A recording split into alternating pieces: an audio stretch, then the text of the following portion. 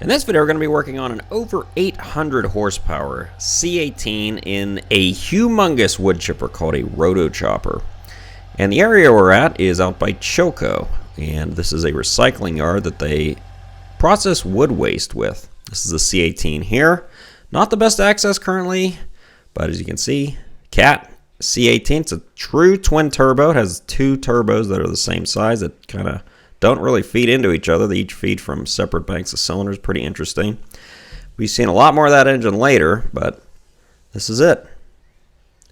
So their complaint has been it's been pushing coolant. They have changed the radiator cap. It doesn't overheat, and it's a pretty cool unit. Apparently these new are over $1 million, and if you notice, there's no operator on this. It's a remote controlled wood chipper. Now we're going to get to the next section here where we're going to be chipping some woods, and I'm just going to leave the original audio in, so...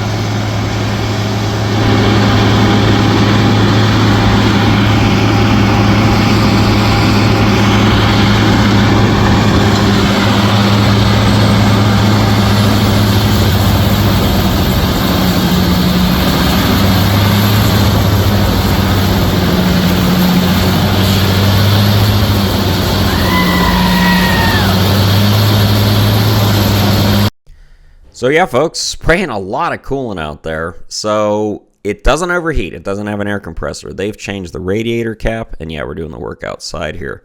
So they said, what do you think? I said, well, the instant it builds boost, it's pushing coolant like that, you more than likely have a blown head gasket or a cracked head. Best thing to do would be pull the head at this point, which they knew they basically needed to do that in the first place. So got out here. There's a group of guys actually kind of working on it. So the downside with this engine, I would say, and this is a C18, like I said, is in the application it's in, you can't pull the oil pan in chassis, so you'd have to pull the engine out. So you can see here, very basic overhead. No Jake brakes, for obvious reasons, and no IVAs. And we're getting the, like I said, they said let's pull the head, so that's what we're doing, pulling the rocker assemblies off. And if you're familiar with the Cat engine, you might be saying, well, C18, Josh, this looks like just a C15. If the valve cover wasn't different, what the heck would be the difference? Other than the twin turbo setup here. And yeah, C18s are in the C15 family. So really, same valve train design, same block. I mean, really the big difference is, other than the horsepower, is the bore and the stroke on the engine. The head design, the block design, pretty much everything, the rocker arms, most of them are the same part number. Things that will be different part numbers, turbochargers, camshaft, injectors, stuff like that, are horsepower parts, but the engine's basically the same. They run thinner liners to make up the bore difference, and yeah, more stroke. And yeah, we're just getting the overhead off here. What I found here was a broken bridge, which on the Cats is very rare. I don't know. I could probably count on one finger how many times I've found that, but we'll zoom in on it here. Yeah, it was number 4 exhaust, and it was still functional. It was still running. They didn't have any performance complaints, but yeah, it literally just broke off that part of the bridge. I don't know where the rest of it went. I never did find it. It may have been drained out when they were doing an oil change, or maybe it was a prior failure and someone had removed it. This has over 6,000 hours on it, by the way. So that bolt there is seized. It's not coming out, and it broke my snap-on socket. Stupid bolt. But cracked her there. Luckily, Snap-on guy was coming out the next day, so he did change that out for me, but still didn't help that the bolt was stuck. So we're going to try these twirly sockets, I call them, or the twist out sockets. I've had this Craftsman set for a long time, and I can't remember the last time I used it. I almost never use these. You don't really run into rounded off bolt heads that often, as much as you'd think really working on cat engines. So let's see if it will either remove the bolt or break the head off. I'm fine with either way. So yeah, it's basically a reverse easy out, so it goes over the outside of the head. It's fluted or rifled, or I don't know how you'd want to say it, but basically it's like it's the opposite of an easy out. It tapers so that when you're removing, it digs into the head of the bolt. They work pretty good. I think I got a close-up here of what the fluting looks like, if you want to call it that. But yeah, there you go. Like I said, it's kind of like the reverse of an easy out, basically. So I broke the head off, so at least we can pull the valve cover base off now, which we did. Was able to get the bolt out, luckily. Now, one of the harder parts was getting this peanut cover off. Kind of a pain. They've got all these guards over the and brackets for the fan drive, so that was a pain, but was able to get it off. Yeah. What we're going to be doing here is pulling our head bolts. Now, the head bolts on this guy are pretty tight. They torque to 330 foot-pounds. Luckily, no brackets or anything in the way. A lot of times on trucks, you have AC hoses and the hood. Well, no, I guess not the hood. The cab. A lot of things in the way.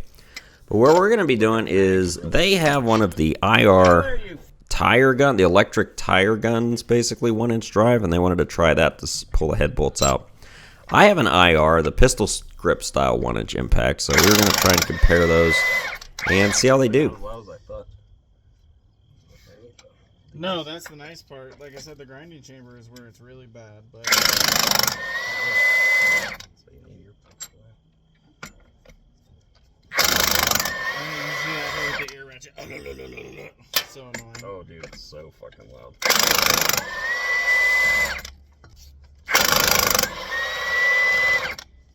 Now that puppy hits pretty hard, so what we're going to do here is swap over to my 1-inch IR and see how that one does. I bought this pistol grip IR 1-inch impact for main bolts, also for removing head bolts, but haven't been super impressed with the performance of it. I figured it would hit significantly harder than the 1/2-inch. It does hit harder, but not as much as you'd think. I don't care about it. Oh yeah. Well, faster. Well, I'd say it slower loosening, but faster once it's loose. Pretty good. Yeah, no, it is. I'm impressed with it for that size.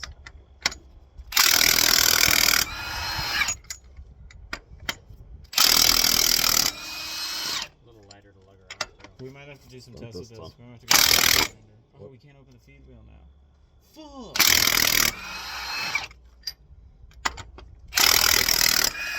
The other one's almost quieter. I think it's not hitting as fast, so that might be why.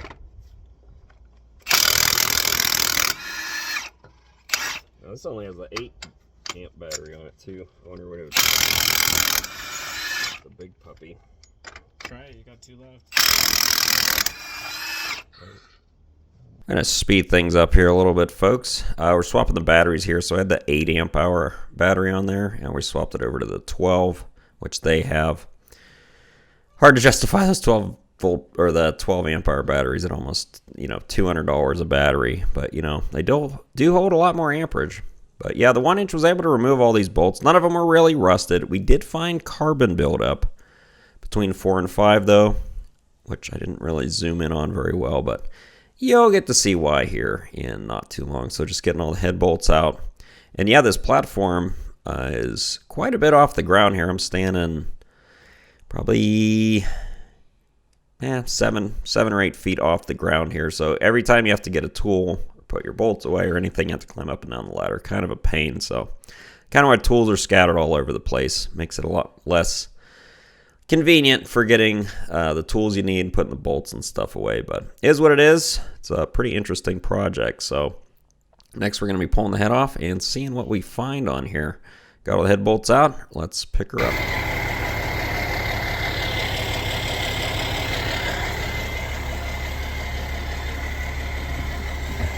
Yeah, if you see, like, the block's pretty narrow.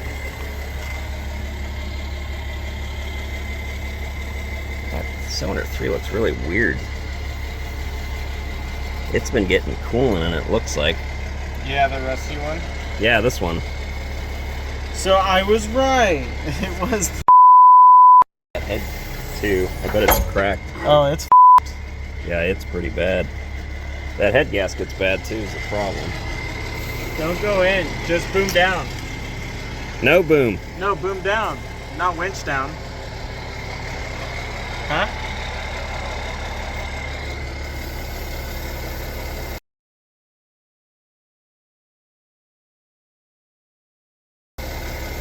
So this is gonna need liners either way, pretty much. Yeah, that one's really bad. The head gasket's blown here. Like I said, and that's where the bolts were rusted, remember? Yeah. Yeah, between 4 and 5, it's gone there. So anytime you have darkness between, that's a sunk liner. Yeah. But you also got... It was running pretty good for that. Yeah, I mean, that's not... I've seen them where the firing's gone. That looks like it's been eating coolant, though. Because that's not where the head gasket was blown out. Well, so. we know it has been. Here, where's the brake clean out? Let's get the... Okay, so we have the head off here, and we're taking a look at the cylinder head itself to look for cracks, because looking at cylinder 3, it was ingesting coolant, but the head gasket was not blown on 3, and hairline crack there between the valves on 3, 4, and 5, it looks like. So, yeah, cracked head, blown head gasket, cylinder liner damage. This one is not in the best of shape. The one thing that is kind of cool on this, which I didn't even notice initially, was it has 2 separate exhaust manifolds. There's one for cylinders 1 through 3, and then 4 through 6. No 3-piece exhaust manifold on this one. It is a true twin turbo. So yeah, just taking a better look here at that liner on number 3. And number 6 actually looked pretty bad too, although you won't be able to tell till later. But yeah, you could see rust in there. It's been getting in that cylinder quite a bit. It looks like 2 has some of it too, but it looked like number 3 was the worst. So since the liners had to come out and you can't pull the oil pan, have to pull the engine. So using the crane here on this service truck.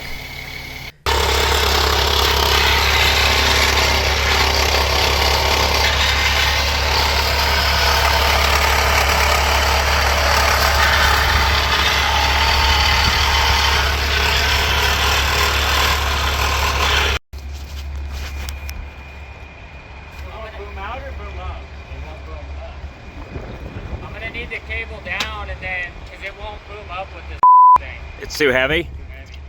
That's scary. I think we're just past the threshold. Because usually booming up, like the more vertical you get, the higher lift capacity, so. Try to boom up? Yeah. So we're doing some live commentary here. We got to this point, and the crane remote stopped working. So, yeah, pretty convenient. Yeah, I'm sure this crane's supposedly rated for about 9,000 pounds. We're estimating the engine with the head off is probably around 25 to 2,700 pounds. Don't know what the clutch and drive motor assembly is on the back there. It's probably about 15 to 2,000 pounds maybe. So we're close, you know, a little over half the rating of the crane, but yeah, not super convenient right now. So here's the status basically. This being a chipper, apparently before the company that owns it now bought it, it used to chip shingles, roofing shingles. And all of this stuff is basically the tar and shingle material. And this is after basically hours of scraping it off. But everything will have these huge, like chunks of this crap on there. And so the customer, I think correctly, wants to completely clean it, paint it, redo everything. So we're going to be doing sonar packs, cutting counterboards. I'm not sure if we're going to do all the counterboards or just the ones that need it. So we have to do the liner protrusion, oil cooler, water pump, oil pump. He wants the rear main, front structure, front main, basically everything. So it's going to be a pretty big job. And yeah, it's ended up rotating the engine around here, and you could see that, yeah, we were getting coolant A lot of the cylinders, not just the ones we could see there before. But yeah, big job. Let's get to it. So I got this bucket here to hopefully, not catch any of the coolant. That was convenient. And what we're doing here, like I said, we're going to be stripping most of the engine apart here, and we're getting the oil cooler off. You can see this has a very large oil cooler, has a dual filter setup, unlike most C15s. It's kind of weird. C13s a lot of times would have a dual filter setup, but yeah, pretty basic engine if you notice. There's no EGR, no IVAs, or anything. You might be wondering, this doesn't look like a very old machine. Yeah, I believe the machine's a 2014, and the emissions regulations are kind of weird because they stop basically at a certain horsepower level, and I believe it was either 800 or 700 horsepower. Basically there's very few emissions at that point for that year. So since this was over 800 horsepower, no IVAs, no DEF, no EGR. Now if it would have been a smaller horsepower engine, let's say a C13 or even a C15 or a very low horsepower C18, it would have had emissions components on it, which kind of is, I don't really understand the logic there, but you know, is what it is. I'm happy to work on a non-emissions engine, much simpler to work on, faster to get all the parts apart and back together. So this is trying to get the connector where the water pump supplies the oil cooler out, and usually you can roll it out. This one just wouldn't go. It's like it needed another 1/4 inch or something. And I was just draining our pail there. We're going to remove the oil filters. I am a big fan of always stabbing the oil filters and then letting them drain out before I remove them. Every time I've not done that, it's just a disaster mess. So yeah, we're just going to let them drain. Pull them off one by one. Work on this water outlet tube here. And yeah, you know, getting back to the C18. So could you turn a C15 into a C18? Yes, you could as far as the displacement wise. I mean, it would not be a true C18 in cat's eyes, but I don't know of any difference between the block necessarily on a C15 and C18 that would restrict you from using a C18 crank and liners in a C15 application. I believe you would need the C18 block stiffener plate or ladder plate as they call it. C18s all seem to have a solid one, whereas on the C15s it's a much smaller one that kind of bolts inside the oil pan itself. So that would probably be one of the bigger problems. I guess the other ones would be cooling system. I mean, if you're going to make that much more power, you would need a lot more cooling. Finding a transmission to handle C18 might also be challenging, you know, but if you're not on your trucks, probably wouldn't be that bad. So yeah, just trying to get this massive oil cooler off here. Hey, finally got our outlet tube off the water pump. Very good. And this is one of the company employees here. He's kind of directing the entire job, so you could say he's my boss on this job, but he's trying to get all that shingle stuff off of there. And yeah, it, like I said, is everywhere. Pretty much anywhere you would pull where there was a cavity, it is just full of that shingle stuff that's also mixed with some wood chips. Very weird consistency. It's almost like a tar mixed with wood. Probably quite flammable, but you know, we're not going to try that out. So here's with the oil cooler off, let's look at the oil filter housing. Look at this. There's a piece of a stick, some old shingle material. Hard to keep it clean. Like I said, every cavity you pull off on this has been just packed with that stuff. So, and they pressure washed it. You just can't really, it's very hard to get off. It just kind of sticks to everything. So I started disassembling here. This is the block stiffener plate I was talking about. It's a full-size one, unlike on the C15. So that is one difference between a C15 and C18 as far as bolt-on parts. One of the other ones, this is interesting, the oil cooling jets are much bigger as far as the jets themselves. Usually they're close in size and next to each other on a 15, but not on this puppy. Big nozzle cooling jets. So it's going to be pretty much the end of the content on this one. We're going to do a little destruction of the week, and we'll follow up on the next video for what's going on with the C18.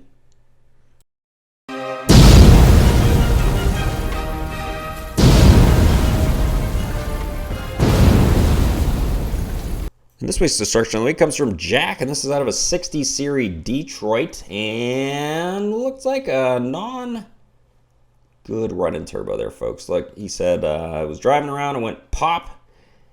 Yeah, I think that one is toast. He said he ended up changing the CAC, the air filters, cleaned out all the tubes, and the truck's back to running today. Thanks for watching.